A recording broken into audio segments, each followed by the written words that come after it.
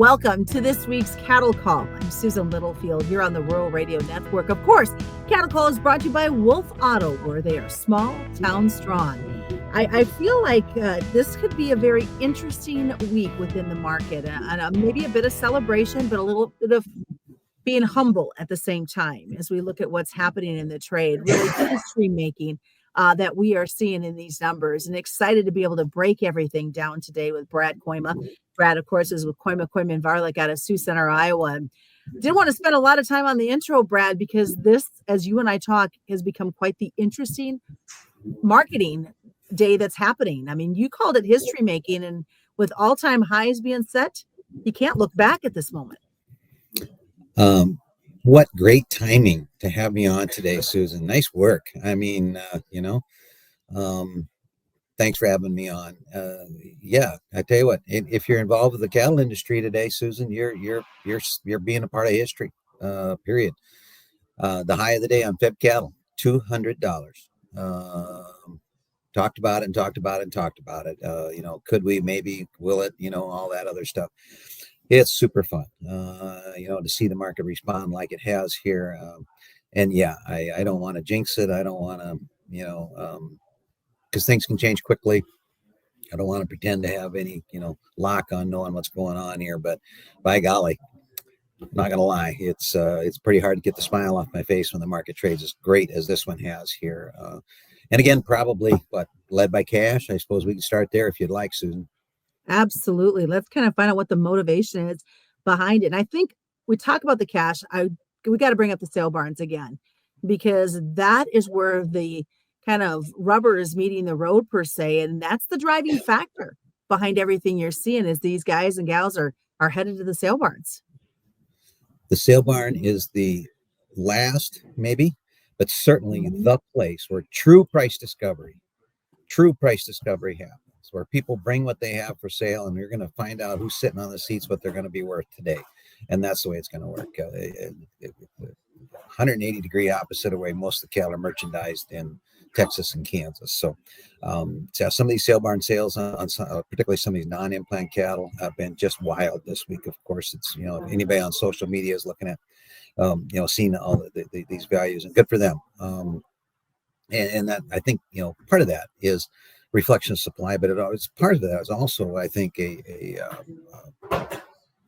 tell, right, on how these packers have overplayed their hand. They wait too long. I mean, a packer that buys sale barn cattle needs them to die that day or the next day. I mean, that's why they're chasing in there. So, when they get that close to the knife, again, leverage. We talked about leverage and how fine a line it is between when you have it and when you don't. So it's a fun spot here, guys. Let's stay current.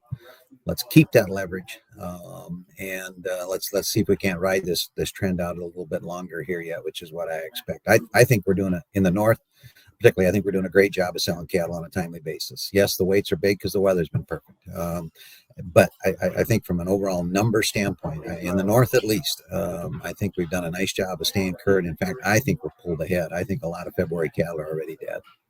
So how deep are we when it comes to the steepness of this discount? Well, the South finally got 202 today.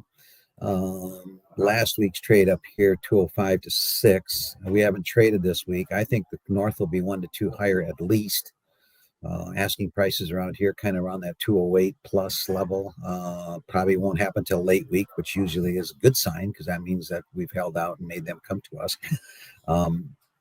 Futures, to me, futures have lost their way, and it's disconcerting to me.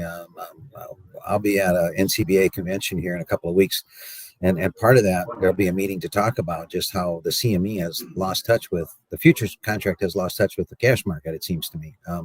Just trading at a discount, it's maybe okay for the market because it helps keep us current, but it's a little odd that the speculator doesn't like our market better. But today feels to me like, I've had the customer question a lot of times today, Susan. They go, well, what's different today? Why today? And I don't have a good answer for that. Today makes sense to me. It's those days that are lower that don't make sense to me when you've got this kind of a discount structure in the market. So I it's again like that old analogy of trying to hold a beach ball underwater, and you Mhm. can and then you lose your grip, and then that's how the market is. But stay current, guys. The market's doing just what we want it to do here. I love the fact that the front end's leading us today.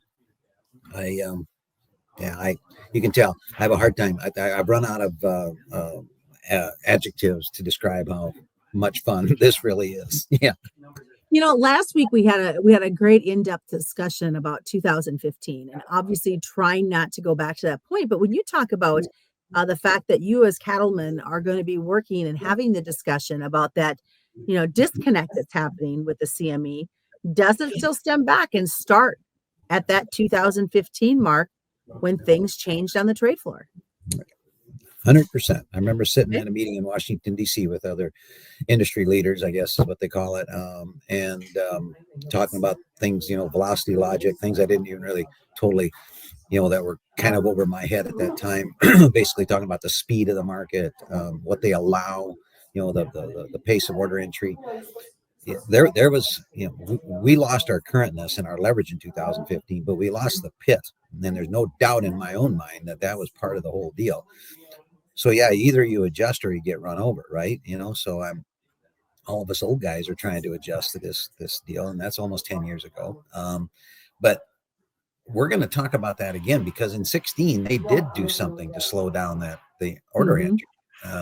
It's to allow the deck to catch up. It's when that market would flush. Then, if anybody remembers, it would be 300 points lower, just like woof, like that, and like what happened, and you wouldn't have time for the orders to refill, if you would. And I'm sure going to bring that up again because everything's good now. But when's the last time we went limit up? I mean, you know what I mean? I mean, it's Yeah. and we haven't today either. But there's plenty of limit downs that we all can, share our scars with. So that's part of the deal. But I think you bring up the 2015 is interesting, not to get too weirdly philosophical about it, but I do think that is part of what hopefully is going to sustain this good market longer because none of us want to redo 2015 and 16. None of us. The cow calf guy doesn't. That's not why he's not so holding heifers. The feeder doesn't, because he made all that money in 14, gave it all back in 15 and 16. We don't want to do that again, right? I mean, so I do think maybe we're going to be a little more astute about hopefully keeping our marketing on a timely basis, and that's also going to string out this expansion phase, which hasn't started yet. When we get a couple of weeks down the road, we'll spend a lot of time talking about that cattle inventory report at the end of the month, I would think. But at this point, we're going to fly blind and go with the idea that we haven't started expansion yet. So, and not to get too political in our discussion, but we have a new president in place. There has been a lot of tariff discussions and concerns, but at this point, not a lot affecting the cow calf side of it. No, this probably is over my pay grade, but we have to talk about it, right? And all the way through the campaign already, the talk about tough talk about tariffs. I thought that the market yesterday seemed to be relieved that there was no executive order specific to tariffs, and then last night, of course, we had the tariffs with Canada, Mexico. Nothing still specific to China, who is our number one trade partner for a lot of things, including pork and soybeans. But certainly it's something that we have to be aware of, I believe. Now, while I don't really think it usually pays to have the same expectation as the last time, in other words, the old riding last year's horse and this year's race story, but there are some that believe that this move with Canada, Mexico is actually supportive, at least in the short term, to domestic prices. And we do take in, well, the border's closed with Mexico now. A little bit of this is a moot point, right, on cattle. That's what we're talking about. This is cattle call. But the border between us and Canada is a whole nother story. Since mad cow disease, Canada has really almost lost all of their ability to slaughter their own cattle. There's like two plants, one a decent sized one, and then it's some smaller stuff. But we take in a lot of fat cattle out of Canada to get processed here, right? So I suppose that argument maybe makes a tiny bit of sense that actually maybe that is supportive to us domestically. The stuff's above my pay grade, but I think stay tuned. Every day there's more I mean, there's going to be a lot of noise out of Washington here.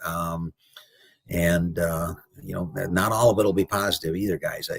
I know this is about cattle, but the grains are not handling this great here today, and rightly so. Because we sell a ton of corn to Mexico, etc., which is also part of the reason my feeder cattle are probably so good today. And I was going to ask, as we wrap this up, the fact that we're seeing corn tipping a little bit brings another advantage to those feeders. Absolutely, as if they needed a story already, right? I mean, as high as cash feeders are, but I think that's certainly supportive today. I mean, I got March feeders almost $6 higher. This is not a little deal. We may never be able to talk about a day like this here for a long time again, Susan. It's pretty fun. And right now, the planets are all lined up. So let's be careful, enjoy what we got, and it's kind of fun. Very well said. What's the best way for folks to get a hold of you guys? You can check us out at kkvtrading.com or 712-722-0023. Thanks for having me on today. You couldn't have picked a better day.